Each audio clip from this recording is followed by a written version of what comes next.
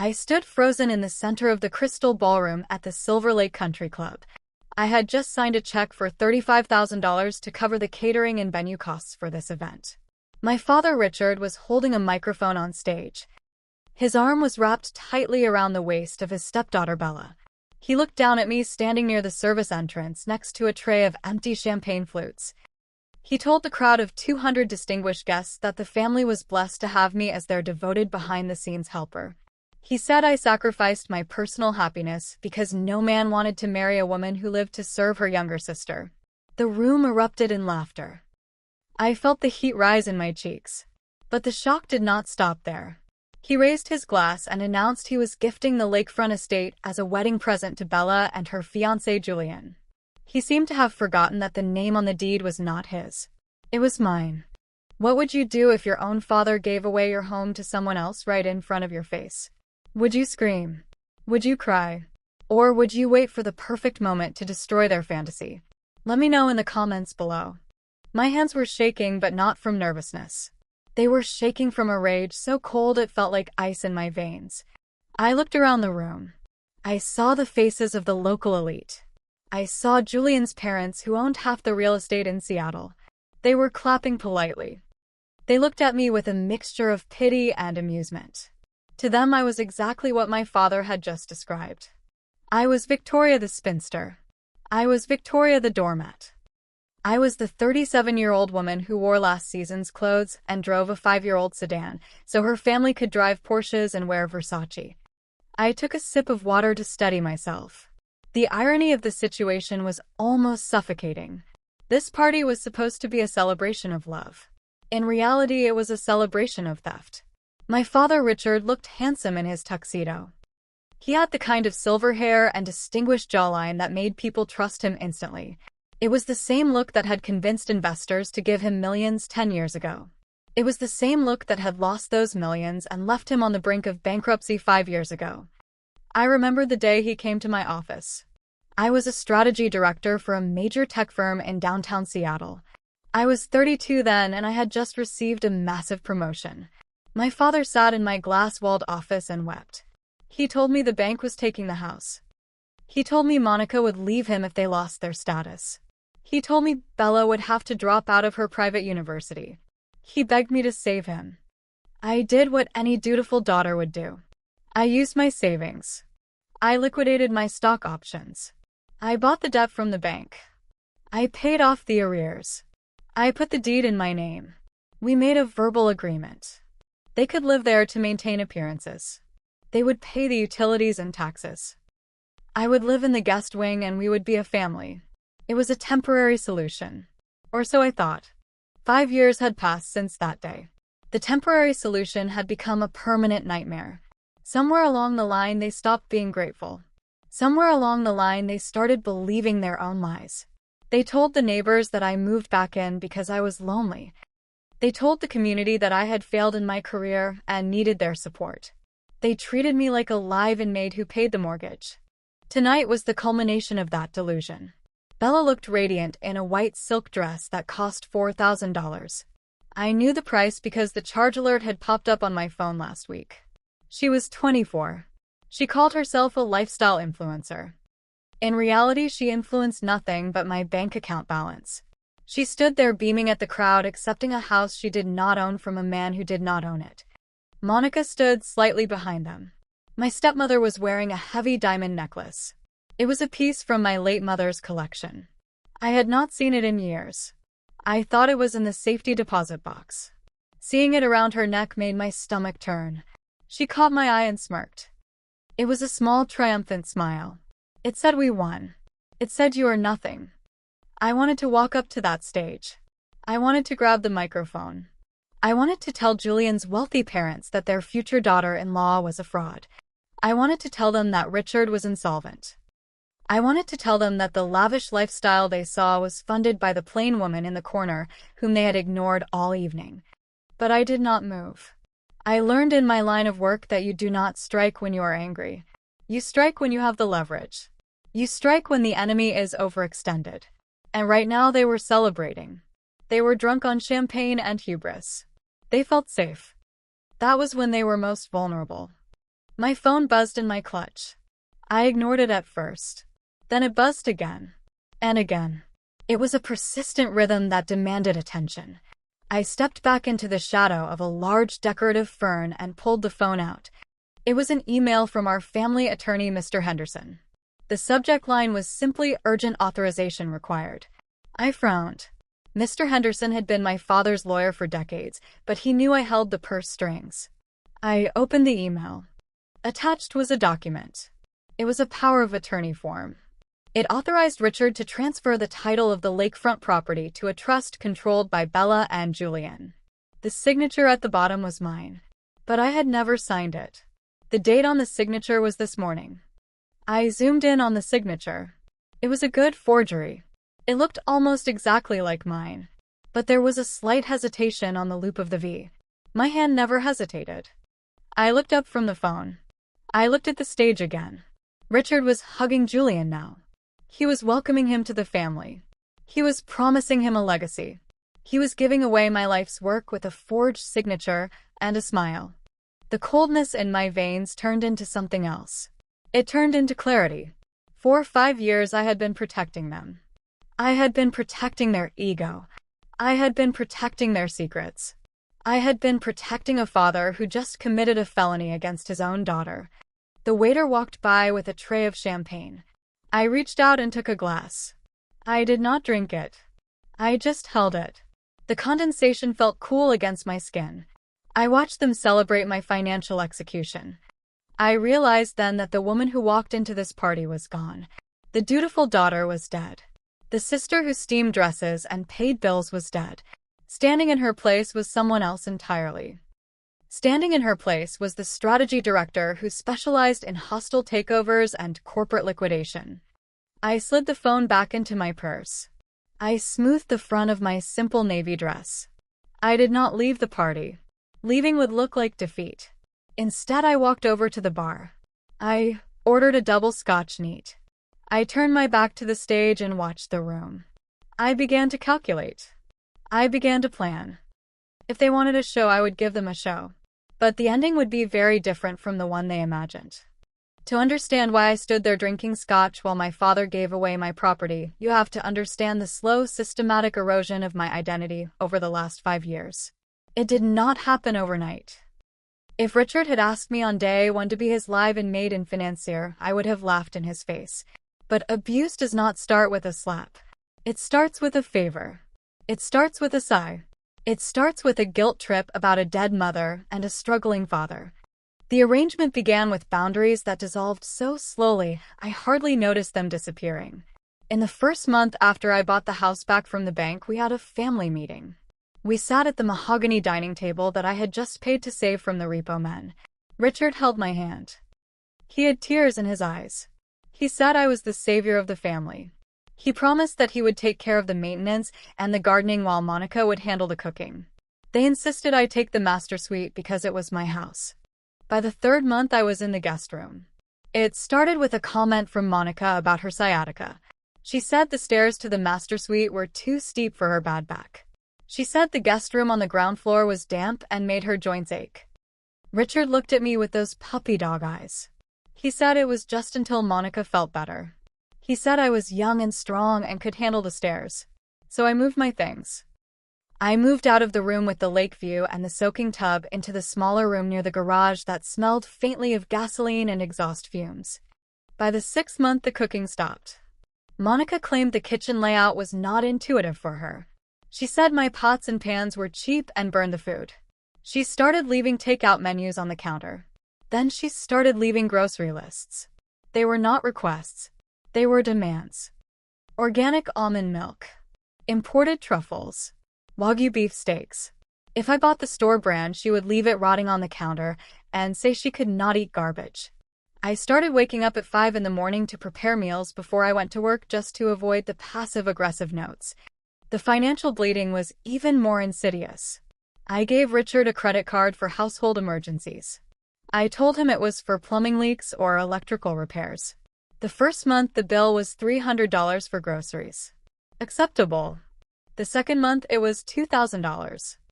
There were charges for a spa day and a designer handbag. When I confronted him, he laughed it off. He said he wanted to treat Monica because she was depressed about their financial fall. He said I should be happy to help lift her spirits.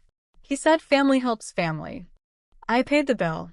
I paid it because I was making $300,000 a year, and I felt guilty for my success while my father had nothing. I told myself it was a small price to pay for his dignity. But dignity is a bottomless pit when you're dealing with narcissists. Living with Monica and Bella was like living with two hostile roommates who were allergic to gratitude. Bella was 19 when they moved in. She was a college dropout who claimed she was taking a gap year to find herself.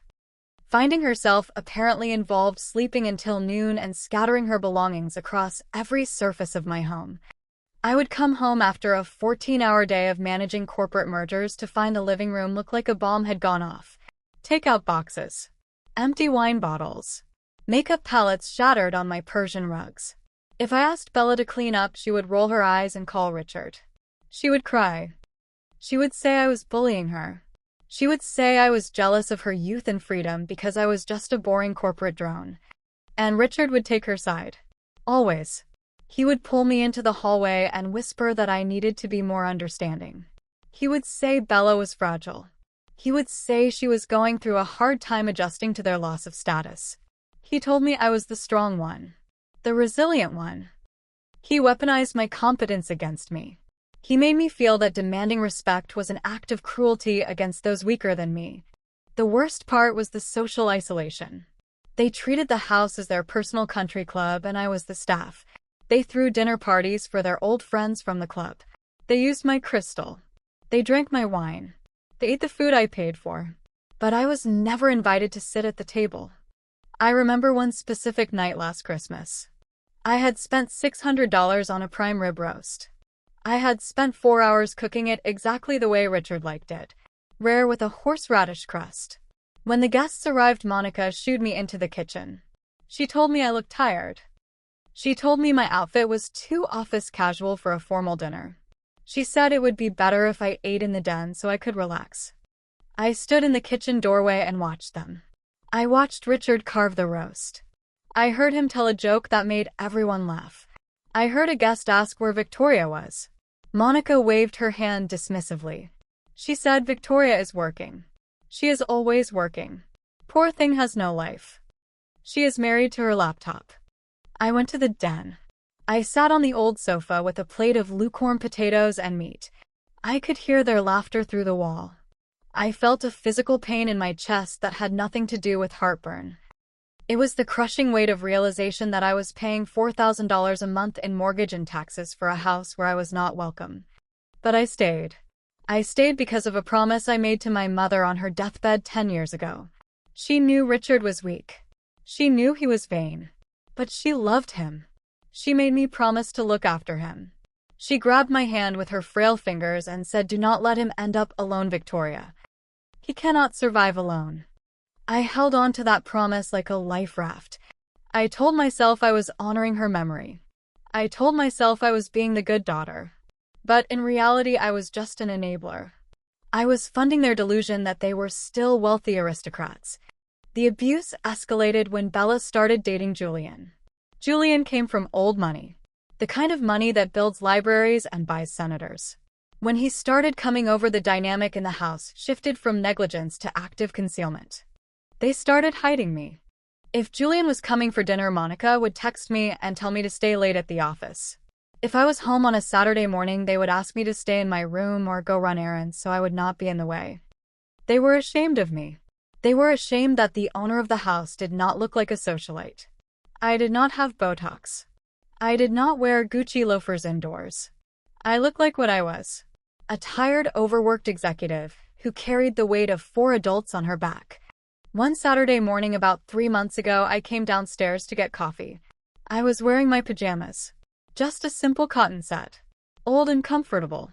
Julian was in the kitchen with Bella. He was making her an espresso with the machine I bought. "Oh," Julian said when he saw me. He looked surprised. "I didn't know the housekeeper was here today." I froze. I looked at Bella. She did not correct him. She did not say, "Actually, Julian, this is my stepsister, and she owns this house." She just laughed. A tinkling, artificial sound. Victoria is so dedicated, Bella said, taking the coffee from him. She practically lives here to help us out. We don't know what we'd do without her. I looked at my father, who was sitting at the island reading the paper. He heard it. He heard his stepdaughter call me the housekeeper. He heard the man she wanted to marry dismiss me as help. Richard lowered the paper. He looked at me. For a second I thought he would speak up. I thought he would have a moment of spinal fortitude. But he just looked at my old pajamas. He looked at my messy hair. And he looked back at the paper. Victoria, he said without looking up. While you're up, can you check if the dry cleaning is ready? I need my tuxedo for the gala next week. That moment broke something in me. It was a hairline fracture in my resolve. It wasn't enough to make me kick them out then and there, but it was the start of the awakening. I walked back to my room without coffee. I sat on the edge of the bed and stared at the wall. I realized then that they didn't just use me. They despised me. They despised me because they needed me. My existence was a constant reminder of their failure. Every time I paid a bill, every time I fixed a leak, every time I filled the fridge, it was proof that Richard was not the provider. It was proof that Monica was not the lady of the manor. So they had to diminish me. They had to turn me into a servant in their minds, so that taking my money felt like a transaction rather than charity. The final insult came 2 weeks before the engagement party. I came home early from a business trip to San Francisco. I was exhausted. I just wanted a hot shower. When I walked into my bathroom, I saw my expensive face creams were open and half empty. My specialized shampoos were drained. I went to Bella's room. The door was open. She was live streaming to her followers. She was sitting at her vanity table. My vanity table that she had moved into her room. She was holding up my limited edition Chanel bag. The one I bought myself as a bonus for closing a $10 million deal. Guys, look at this vintage find, Bella was saying to the camera. My daddy got it for me. He spoils me so much. It's so hard being the favorite daughter. She dropped the bag on the floor, on the dirty carpet where her dog had had an accident the week before. I walked in. I picked up the bag. Hey, Bella shouted. I'm filming. Get out. This is my bag, I said. My voice was calm, but my hand was gripping the leather, so hard my knuckles were white. Dad said I could borrow it, she sneered. Put it back. You don't even use it. You go to work and come home. You have nowhere to wear a bag like that. It's wasted on you. Wasted. That was the word Richard used too. Whenever I talked about my savings or my investments, he would say it was wasted on a single woman with no family.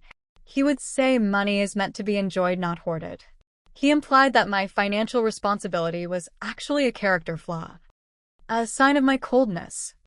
I took the bag to my room and locked the door. That night I did not sleep. I pulled up my bank records. I pulled up the deed to the house. I started looking at the numbers not as a daughter but as an auditor. I saw the patterns, the gaslighting, the theft, the systematic erasure of my ownership. I realized that if I died tomorrow, they would not mourn me. They would mourn the loss of their income stream. They would probably be annoyed that they had to deal with the paperwork of my estate. And yet, even knowing all of this, I still went to the engagement party. I still paid the $35,000 for the venue. Why? Because a part of me, the damaged little girl part, still hoped that on this big day my father would acknowledge me. I hoped he would stand on that stage and thank me. I hoped he would say this is all possible because of my daughter Victoria. I was a fool. A rich, successful, pathetic fool. But as I stood at the bar in the Silver Lake Country Club, finishing my scotch, the fool was finally dead. The housekeeper was dead. The doormat was dead. Richard's voice boomed over the microphone again. And now, he said, I want to propose a toast to the future. To Julian and Bella. May your life in the lake house be filled with joy. I signaled the bartender for another drink. Not for courage, but for celebration. Because Richard didn't know it yet, but he had just handed me the weapon I needed to destroy him. He had made a public claim to property he didn't own. He had committed fraud in front of 200 witnesses. I took out my phone again. I opened the app for the home security system. I checked the cameras in the living room. It was empty. Good. Then I opened my banking app. I scrolled to the joint account I shared with Richard. The one I deposited $5,000 into every month for household expenses. Balance: $4,200. I hit transfer. I moved every cent back to my personal savings. Then I went to the credit card portal. The card Richard had in his wallet. The one he was probably planning to use to pay for the open bar tonight. Status active. I hit report lost/stolen. I hit cancel immediately. I put the phone down on the bar. The screen went black. The first domino had been pushed. Now I just had to wait for the crash. I left the engagement party 10 minutes after I canceled the credit cards. I did not say goodbye. I slipped out the side door while the guests were distracted by the cutting of the cake. The cake was a 5-tier monstrosity that cost $2,000. I knew the price because I had written the check for the bakery 3 weeks ago. As I walked to the valet stand, the cool night air felt like a reprieve from the suffocating atmosphere of the ballroom. The valet brought my car around. It was a reliable 5-year-old sedan that Monica frequently called an eyesore. As I waited, I looked across the parking lot. There, under the harsh light of a street lamp, sat a brand new convertible sports car. It was cherry red with a giant white bow on the hood. The license plate read Bella 24. My stomach tightened. 2 months ago, I gave Richard $50,000. He told me it was the deposit for the wedding venue. He said the Silver Lake Country Club required a large down payment to secure the date. He showed me an invoice. I realize now that the invoice was likely a fabrication created on a home computer. The venue cost $35,000, which I paid tonight. The $50,000 I gave him previously had parked itself right there in the lot on 4 rubber tires. I drove home in silence. The house was dark when I arrived. It loomed against the night sky, a massive structure of stone and glass that I owned but did not possess. I unlocked the front door and stepped into the foyer. The silence was heavy. Usually I retreated to my room immediately to avoid conflict. But tonight the house was empty. They were all at the party celebrating their fraud. This was my chance. I did not go to my room. I went straight to Richard's study. The study was technically my home office, but Richard had commandeered it years ago. He said he needed a space to manage the family investments. I knew there were no investments to manage, but I let him have it to keep the peace. The room smelled of expensive cigars and old leather. I sat down at his desk. It was a beautiful antique oak desk that had belonged to my grandfather. I opened his laptop. He had never changed the password. It was still the name of his first dog, followed by the year he was born. I typed it in. The screen flared to life. I started with the bank statements. I logged into his personal email to bypass the 2-factor authentication for the accounts I did not have access to. What I found was a forensic map of betrayal. The $50,000 for the venue deposit was indeed gone. It had been transferred to a luxury car dealership in Bellevue. But that was just the tip of the iceberg. I saw withdrawals for cash at casinos. I saw payments to a high-end jeweler. I saw a recurring monthly payment of $3,000 to an account named PR Management. I searched his email for PR Management. The search results made my blood run cold. PR stood for Public Reputation. It was a service that bought fake followers and bought comments for social media influencers. I clicked on the invoices. For the last 3 years, my hard-earned salary had been funding Bella's online career. Every like, every comment, every viral moment she bragged about was paid for with my money. Richard was spending $3,000 a month to buy his stepdaughter an imaginary fan base while telling me I needed to work harder to support the family. But the financial theft was something I could recover from. Money is renewable. Trust is not. What I found next destroyed whatever lingering affection I had for my father. I minimized the browser and saw a folder on the desktop labeled Legal. My heart rate spiked. I clicked on it. Inside were several PDF documents and a long email thread with a lawyer named Mr. Sterling. Mr. Sterling was not our family attorney, Mr. Henderson. Mr. Sterling was known in the city as a shark who specialized in aggressive estate litigation. I opened the most recent email. It was dated 3 days ago. Subject regarding the competency hearing. I felt the room spin. I gripped the edge of the desk to steady myself. Competency hearing. That was a legal term used when someone was unable to manage their own affairs due to mental illness or incapacity. I began to read. Monica had written the initial email. She outlined a narrative that made me sound like a recluse. She described my long hours at work as manic episodes. She described my lack of social life as a symptom of severe depression and antisocial personality disorder. She claimed that I was unstable and prone to erratic financial decisions. The erratic financial decisions she listed were the times I threatened to stop paying their bills. She wrote that for my own safety, the court should appoint a conservator to manage my assets, specifically the lakefront property and my investment portfolio.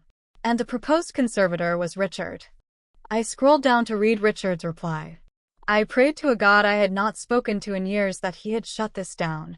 I prayed that he had told her this was insanity, that he would never do this to his own daughter. His reply was 2 sentences long. I am worried she might fight this. Make sure the medical evaluation is done by the doctor you recommended who understands our situation. He agreed. My father, the man I had saved from bankruptcy, the man whose dignity I had protected for 5 years. He was plotting to have me declared mentally incompetent so he could steal my house legally. He was willing to strip me of my rights, my freedom, and my reputation just so he wouldn't have to get a job. I leaned back in the chair. A sound escaped my throat. It was a dry, ragged gasp. I didn't cry. I think I was beyond tears. The pain was too absolute for tears. It felt like a physical blow, like someone had taken a sledgehammer to my chest. I thought about the last 5 years. I thought about the weekends I spent fixing the roof because Richard said it was too expensive to hire a contractor. I thought about the vacations I skipped to pay for Bella's tuition. I thought about the nights I sat alone in my room listening to them laugh downstairs, wondering what I had done wrong to be so unlovable. I hadn't done anything wrong. I was simply the host organism. And the parasites had decided that feeding off me wasn't enough. They wanted to consume me entirely. I looked at the clock. It was 11:30 at night. They would be home soon. The shock began to recede, replaced by a cold mechanical precision. I was a strategy director. My job was to anticipate threats and neutralize them. I had just discovered a hostile takeover attempt in my own living room. I reached into my purse and pulled out a flash drive. I plugged it into the laptop. I began to copy everything. The bank statements, the invoices for the car, the receipts for the fake followers, and most importantly, the email thread with Mr. Sterling. I also found a draft of the power of attorney document, the one with the forged signature I had seen earlier on my phone. I copied that too. Then I went deeper. I checked the deleted items folder. People like Richard and Monica were arrogant. They rarely emptied the trash. In the deleted folder, I found an email from Julian to Bella. It was dated last week. Julian wrote that his parents were asking for proof of the house title before the wedding. He said they were suspicious because the property tax records online still showed my name. Bella's reply was chilling. Don't worry, babe. Daddy is handling it. The witch is going to be out of the picture soon. We're just waiting for the paperwork to go through. Once she's declared unfit, we can transfer the title. Just keep your parents happy until the wedding. The witch. That was what my sister called me. The woman who bought her bags. The woman who paid for her hair extensions. The woman who was currently paying for the champagne she was drinking. I finished copying the files. I ejected the drive and put it in my bra. I wanted it close to my skin. I wanted to feel the hard edges of the plastic against my body, reminding me of reality. I shut down the laptop. I wiped the keyboard with a tissue to remove my fingerprints. I pushed the chair back to exactly the position it was in before. I walked out of the study and went to the kitchen. I needed to see one last thing. On the fridge was a magnetic calendar. Monica used it to track their social engagements. I looked at the date for next Monday. Written in red marker was a single entry. Victoria Intervention. 10 Uhr morgens. They weren't just going to serve me legal papers. They were planning an ambush. They were going to corner me, likely with their paid-off doctor present, and try to force me into a facility or pressure me into signing over my rights under duress. I stared at the red ink. Intervention. Fine. If they wanted an intervention, I would give them one. But it wouldn't be on Monday. And it wouldn't be for me. I heard the sound of a car engine in the driveway. The headlights swept across the kitchen window. They were home. I moved quickly. I went to the back door, the one that led to the garden, and unlocked it slightly so I could come back in later if needed. Then I ran up the back stairs to my room. I changed out of my dress into my pajamas. I brushed my teeth. I washed my face. I looked at myself in the mirror. My eyes looked different. The softness was gone. The hesitation was gone. The woman staring back at me looked dangerous. I turned off the lights and got into bed just as I heard the front door open. I heard Bella's high-pitched laughter. I heard Monica complaining about her feet. I heard Richard's booming voice telling them what a success the night had been. "Did you see her face when I announced the house?" Richard laughed. "She looked like she swallowed a lemon." "She's so pathetic," Bella said. "I bet she's up here crying into her pillow." "Let her cry," Monica said, her voice drifting up the stairs. "Enjoy it while it lasts, Victoria. Monday is coming." I lay in the dark staring at the ceiling. My hand rested on my chest over the flash drive hidden in my bra. "Yes, Monica. Monday is coming. But so is Sunday. And tomorrow is Sunday." I closed my eyes, but I didn't sleep. I began to draft the script for the next day. I mentally listed the calls I needed to make, the locks I needed to change, the security team I needed to hire. I had the evidence. I had the motive. And now, thanks to their drunken confession downstairs, I had the timeline. The victim in me died in that study. The executioner was born. And she was ready to go to work. Sunday morning arrived with a deceptive calm. I woke up at 6 and went for a long run along the lake. The water was gray and choppy, reflecting the storm brewing inside me. When I returned, the house was buzzing with activity. Monica and Bella were in the kitchen surrounded by garment bags and makeup artists. They were preparing for the main event tonight. Richard was in his tuxedo early, drinking a mimosa and looking out at the lawn where a large white tent was being erected. None of them looked at me. None of them offered me a drink. I was invisible again. I went to the kitchen to get a bottle of water, and Monica snapped at me to move out of the way of the hairstylist. I spent the rest of the day in my room making phone calls. I spoke to Mr. Henderson. I spoke to a private security firm. I spoke to an estate agent I had worked with in the past. By 4 in the afternoon, the pieces of my counter-offensive were in place. The party started at 7. It was a black tie affair, more lavish than the engagement dinner 2 nights ago. Bella wanted a garden party under the stars. There were thousands of fairy lights draped in the trees, and a string quartet playing near the rose bushes. The air smelled of expensive perfume and jasmine. Julian's parents were there, looking even more imposing than before. They were surrounded by their circle of influence: judges, bank owners, and city council members. I arrived late on purpose. I did not wear the simple navy dress from Friday. I wore a tailored black suit that cost more than Bella's car. It was sharp, professional, and intimidating. When I walked into the garden, the music seemed to stutter for a second. Monica saw me and her eyes widened. She hurried over and tried to grab my arm to steer me toward the back. "Victoria, what are you doing?" she hissed. "This is not the time for your corporate costume. You look like you are going to a board meeting. Go change into something softer. You are ruining the aesthetic of the photos." I looked at her hand on my arm until she let go. "I am not a prop for your photos, Monica," I said. My voice was quiet, but it had a new edge that made her flinch. "I am here to celebrate my sister. Isn't that what you wanted?" I walked past her into the crowd. I saw Richard near the podium. He was holding a glass of vintage scotch. My scotch. He saw me and his smile faltered. He looked at my suit and then at the way I was standing. Straight, tall, and unyielding. He knew something had changed. He tried to ignore it by turning back to Julian's father. The moment of the grand announcement came at 9. Richard tapped a silver spoon against his glass. The quartet stopped playing. The guests gathered around the podium. Bella and Julian stood next to him, looking like a couple from a bridal magazine. Bella was glowing. She looked at the crowd with an expression of pure entitlement. "My friends," Richard began, his voice booming with artificial warmth. "Today we celebrate the union of 2 great families. We celebrate love. We celebrate the future. And as a father, I want to ensure that my daughter Bella starts her new life with the stability she deserves." He paused for dramatic effect. He looked at me for a split second. There was no love in his eyes. There was only a cold warning. As many of you know, Richard continued, our family has been through a period of transition, but we have persevered. And today I am proud to announce that as a wedding gift, I am transferring the full title of the Bennett Lake estate to Bella and Julian. It is their new home. A legacy for the next generation.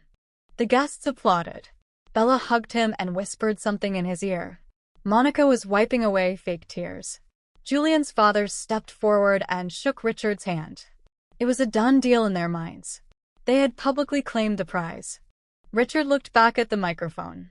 And I want to thank my other daughter Victoria, he said, his voice dripping with condescension. Victoria has lived with us during this transition. She has been a great help with the domestic duties. But as she is a woman of independent means and has decided to focus on her career, she will be moving into a private residence in the city tomorrow to give the happy couple the space they need. The crowd looked at me. Some were smiling pityingly. Others were whispering about the spinster sister being kicked out. I saw Bella smirking.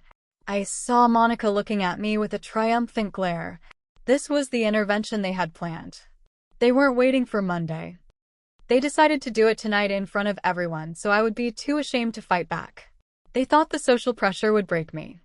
I felt a surge of adrenaline so powerful it made my fingertips tingle. I didn't feel shame. I felt a cold, absolute clarity. This was the giant Nuoc Tranawai. The final drop that broke the dam. Richard started to step down from the podium, but I moved faster. I walked up the 3 steps before he could leave. I took the microphone from his hand. He gripped it for a second, trying to hold on, but I leaned in and whispered into his ear, "Let go of the mic, Dad, or I tell them about the forged power of attorney right now." His face went pale. His hand dropped. I took the microphone and turned to the crowd. I smiled. It was a sharp, dangerous smile. "Thank you, Father, for those kind words," I said.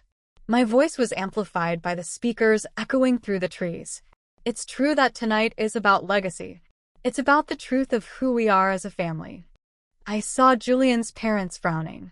I saw Bella's face go from joy to confusion. Monica started to move toward the stage, but I gestured to the 2 men in dark suits standing at the edge of the tent. My security team. They stepped forward and blocked her path. "My father is right about one thing," I continued. "I am a woman of independent means, and I am very focused on my career. In fact, my firm specializes in risk assessment and asset liquidation, which is why I found his announcement so interesting." I reached into my pocket and pulled out a small remote. I pointed it at the large screen behind the podium where a slideshow of Bella and Julian had been playing. I clicked the button. The screen changed. It wasn't a picture of the happy couple. It was a high-resolution scan of the property deed. My name, Victoria Bennett, was highlighted in bright yellow. "This is the deed to the lake house," I told the guests. "As you can see, it belongs to me. It has belonged to me exclusively for 5 years. My father does not have the legal authority to gift this house to anyone because he does not own a single brick of it." A gasp went through the crowd. I saw Julian's father take a step back. Richard was standing frozen next to me, his mouth hanging open. I clicked the button again. The screen showed the bank statements I had found in the study. The $50,000 car payment. The $3,000 monthly invoices for fake followers. The casino withdrawals. "I also wanted to clear up the confusion about my role in this house," I said. "I am not the domestic help. I am the landlord. I have been paying for every meal, every bottle of wine, and every piece of jewelry you see tonight." My father's vision of a legacy was funded entirely by my salary, while he was plotting with his wife to have me declared mentally incompetent so they could steal this property. I looked at Julian's parents.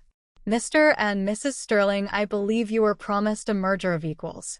I think you should know that your future daughter-in-law's entire public persona is a paid fabrication.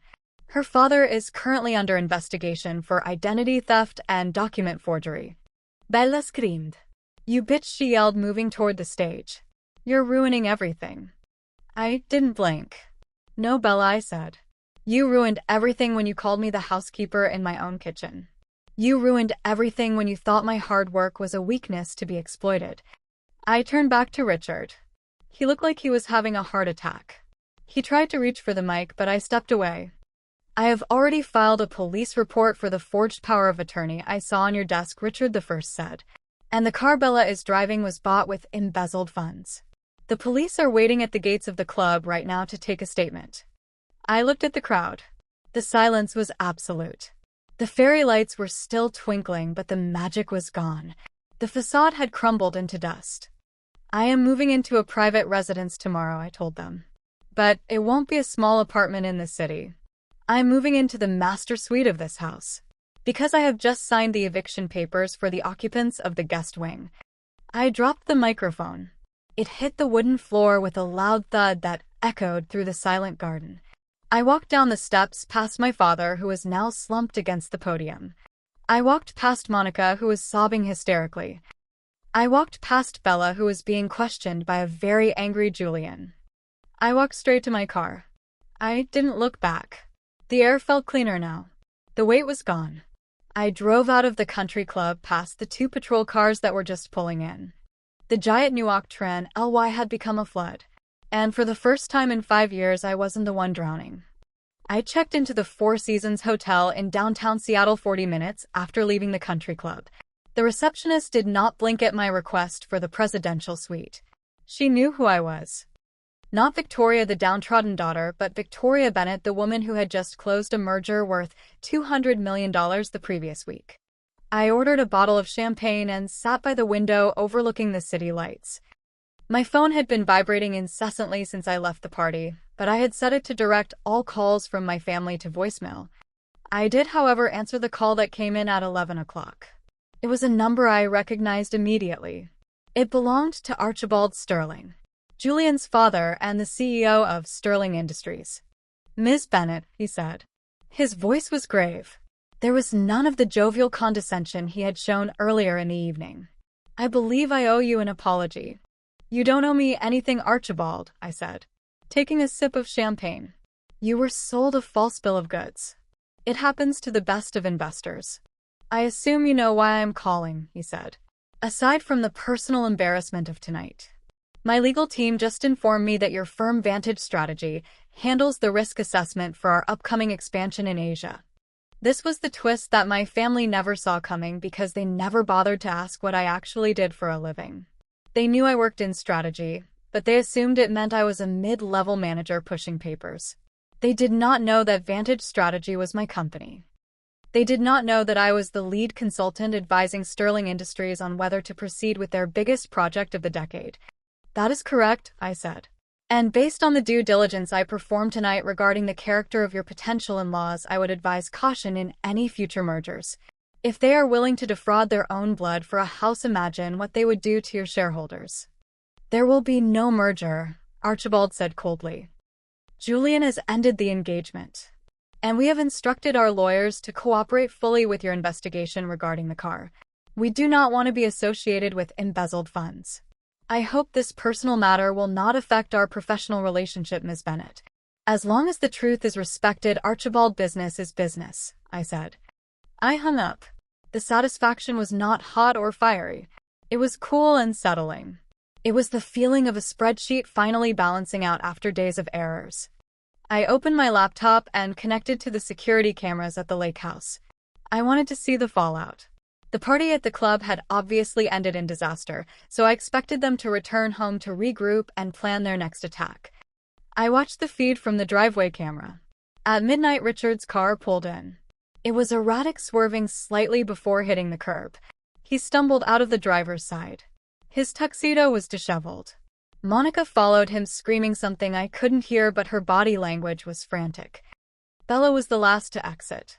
She was holding her dress up to keep it from dragging on the pavement, but she wasn't walking with her usual arrogant strut. She was sobbing. They went inside. I switched to the living room camera. It was like watching a silent movie of a tragedy. Richard went straight to the liquor cabinet. He poured a drink, his hands shaking so badly he spilled half of it on the floor. Monica was pacing back and forth, gesturing wildly. She pointed at the phone, then at Richard, then at the ceiling. She was blaming him. She was panicking about the police report I mentioned. Then I saw Bella do something that made me smile. She picked up a vase. It was a Ming vase replica that Monica loved. And she threw it at the wall. It shattered into 1,000 pieces. Then she turned on her mother, screaming. I could read her lips. You said she was stupid. You said she was weak. They were cannibalizing each other. Without a common enemy to exploit, they turned their toxicity inward. I watched for another 10 minutes until Richard passed out on the sofa and Monica stormed upstairs. Then I closed the laptop. I had a busy day ahead of me. The next morning at 8 o'clock, I met my team at the coffee shop down the road from the lake house. I had assembled a small army, 2 private security guards, a locksmith, and a team of professional movers who specialized in rapid relocations. We arrived at the house at 8:30. I used my key to open the front gate. The house was silent. They were likely still asleep, hungover from the alcohol and the shock. I opened the front door and signaled the security team to wait in the foyer. I walked into the living room. Richard was still on the sofa, snoring loudly.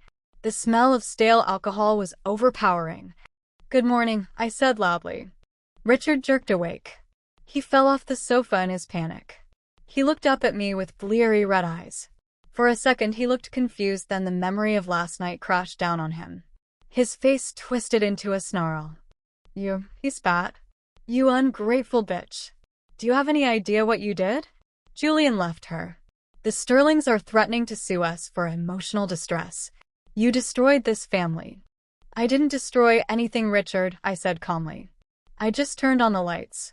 Now get up. You have until noon to vacate the premises." "I'm not going anywhere," he shouted, struggling to stand up. "This is my house. I have rights. That deed you showed was fake." "I know it was fake. I'm going to call the police." "Please do," I said. "The police already have the report about the forged power of attorney.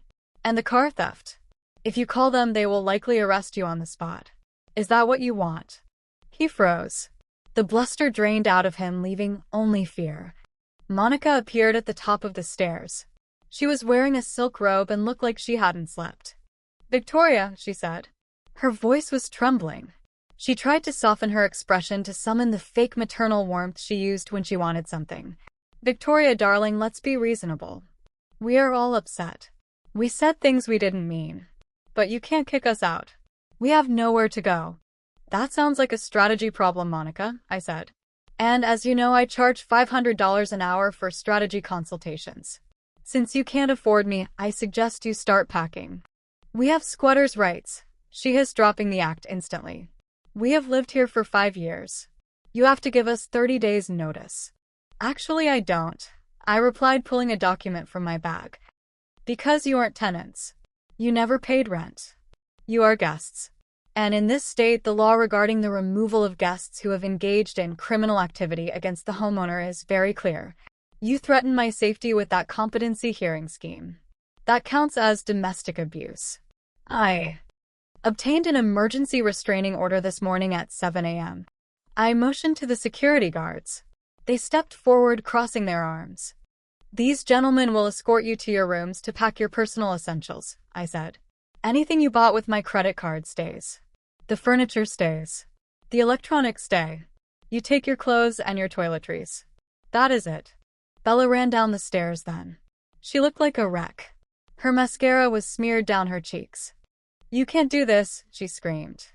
"My life is here. My studio is here. I have a brand deal to shoot tomorrow." "You can shoot it on the sidewalk," I said. "Maybe you can do a live stream about the consequences of fraud. It might go viral." The next 3 hours were a symphony of efficiency. The movers packed their clothes into cardboard boxes, not suitcases. I wanted them to feel the reality of their situation.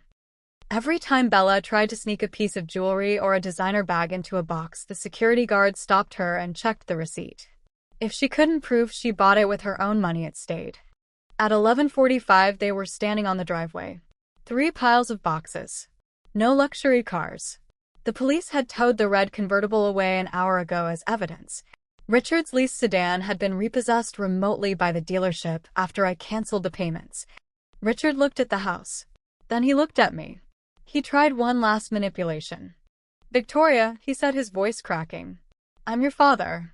Your mother would never have wanted this. She made you promise to take care of me."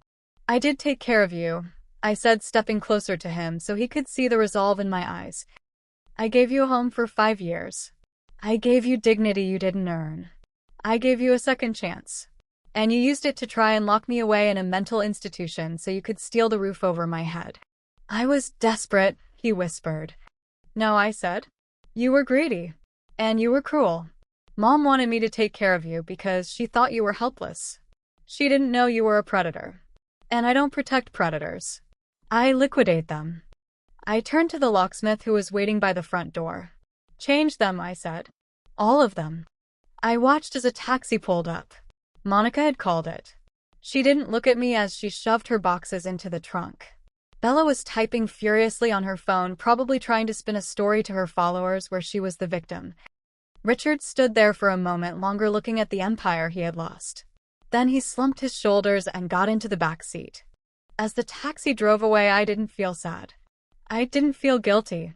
I felt the same way I felt when I closed a bad account.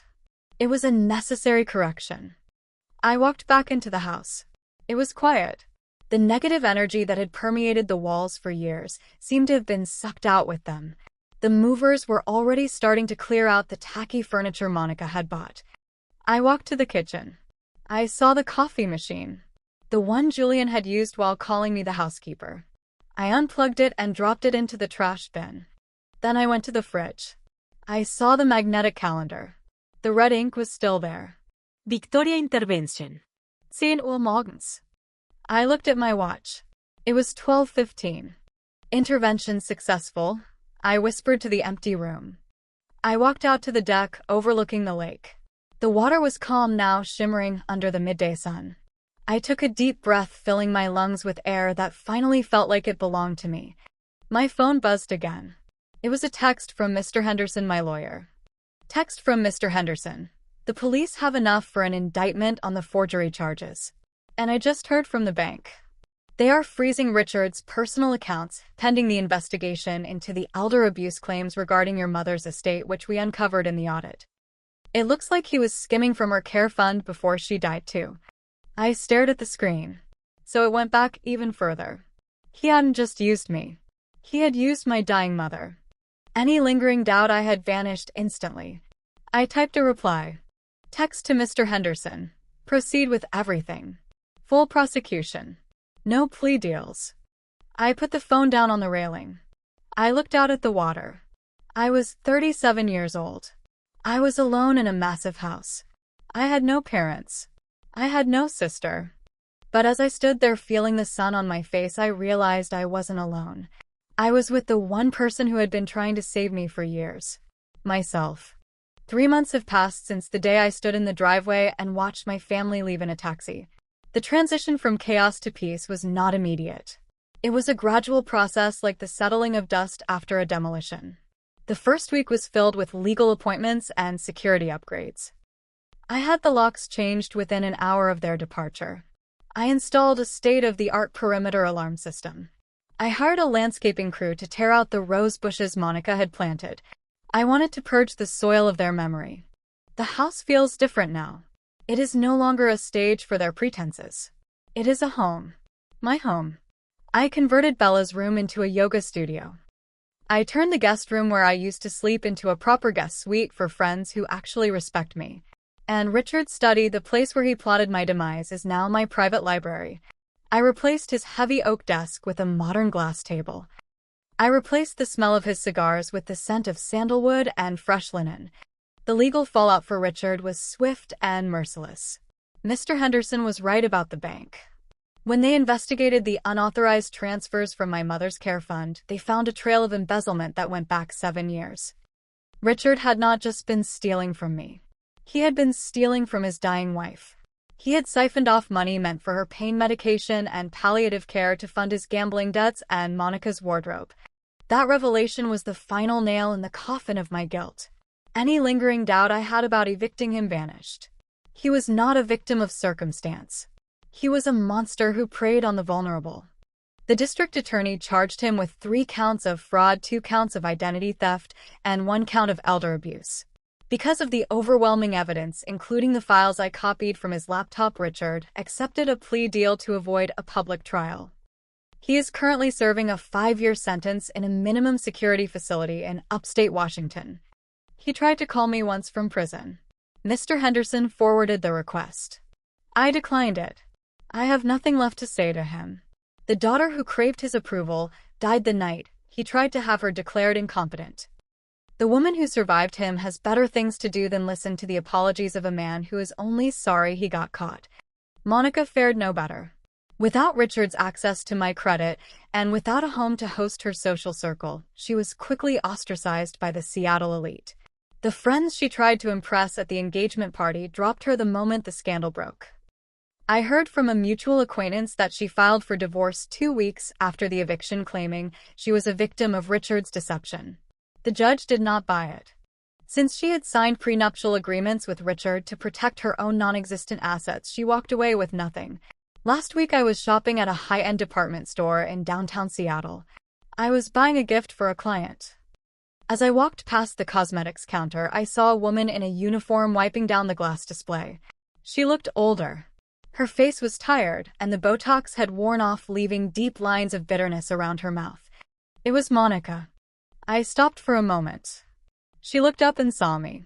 Her eyes widened. She started to open her mouth, perhaps to say something snide, perhaps to beg. I didn't give her the chance. I simply nodded once, a cold acknowledgement of her existence, and walked away. I didn't feel triumph. I felt indifference. She was just a stranger who used to live in my house. As for Bella, the crash was the hardest for her. The breakdown of her engagement to Julian was public and humiliating. Julian did not just leave her. He issued a press release through his father's company, distancing the Sterling family from the fraud. He exposed her lies about the house, the car, and her lifestyle. Bella tried to spin the narrative on social media. She posted a tearful video claiming she was the victim of a vindictive sister and a controlling father. She asked her followers for donations to help her get back on her feet. But the internet is a fickle beast. One of the receipt accounts I had anonymously tipped off posted the invoices for her fake followers. They posted the proof that her entire career was bought with stolen money. The backlash was brutal. She lost her sponsors. She lost her account. She was canceled not by me but by the very lie she had constructed. I checked her profile yesterday out of curiosity. The account was deleted. I heard she moved back to her biological father's house in Ohio, a place she had always claimed was too rustic for her taste. She is working as a receptionist at a dental clinic. It is honest work. I hope it teaches her the value of a dollar earned rather than stolen. But the most important aftermath was not what happened to them. It was what happened to me. For years I defined my worth by how much I could give. I thought love was a transaction. I thought if I paid enough bills, if I solved enough problems, if I made myself small enough, they would finally love me. I was buying my own abuse and calling it loyalty. I learned that boundaries are not walls to keep people out. They are gates to protect the garden within. I had let weeds overgrow my garden because I was too afraid to pull them out. I was afraid of being alone. But I am not alone. The Saturday after the eviction, I hosted a dinner party. A real dinner party. I invited my team from Vantage Strategy. I invited Sarah, my attorney. I invited the few friends I had kept at arm's length during the dark years. We sat at the dining table. The same table where I used to eat leftovers alone. We ate food that I cooked. We drank wine that I poured. There was no tension. There was no criticism. There was laughter. Loud, genuine laughter that filled the high ceilings of the lake house. One of my colleagues, a brilliant architect named David, stayed behind to help me clean up. We stood on the deck watching the moonlight hit the water. He asked me if I ever regretted kicking them out. I looked at the lake. I thought about the fear, the anxiety, the migraines, the feeling of walking on eggshells in my own kitchen. I told him I only regretted not doing it sooner. David smiled. He took my hand. It was a simple gesture, but it felt monumental. It was the first time in years a man had touched me without wanting something from me. We're taking it slow. I am learning to trust again. I am learning that I don't have to be the savior. I can just be Victoria. This morning I woke up without an alarm. The sun was streaming through the windows of the master suite. I made myself a cup of coffee using a new machine. I sat on the balcony and looked at the property that is finally fully mine. I thought about the word failure. Richard called me a failure because I was unmarried and childless. He thought a woman's value lay in her attachments to others. He was wrong. Success is not about who you marry or who you give birth to. Success is the peace of mind that comes from knowing you are safe. Success is the ability to look in the mirror and like the person staring back. Success is the freedom to live your life on your own terms without apology. I am 37 years old. I have a demanding career. I have a beautiful home. I have a cat named Justice who is currently sleeping in a sunbeam on my rug. And for the first time in my life, I am rich. Not just in assets, but in the currency of peace. To anyone watching this who feels trapped in a toxic relationship, to anyone who feels that they owe their family their happiness, their money, or their sanity, please listen to me. You do not owe anyone your life. Biology is an accident of birth. Family is a choice. If the people who are supposed to love you are the ones holding the knife, you have the right to walk away. You have the right to close the account. You have the right to evict them from your heart. It will be scary. It will be painful. They will call you selfish. They will call you ungrateful. They will try to destroy you. Let them try. Because when the dust settles and the silence returns, you will find that the only person you ever really needed was there all along. You. If you have parents or siblings who drain you dry, do not wait for a miracle. Do not wait for them to change. They won't. Check your bank accounts. Check your credit reports. Trust your instincts. And if something feels wrong, act immediately. If this story made you feel something, hit the like button. If you think justice was served, leave a comment below telling me about a time you stood up for yourself. And if you know someone who needs to hear this warning, share this video with them. You might just save a life. Thank you for listening to my story. I am Victoria Bennett, and I am finally free.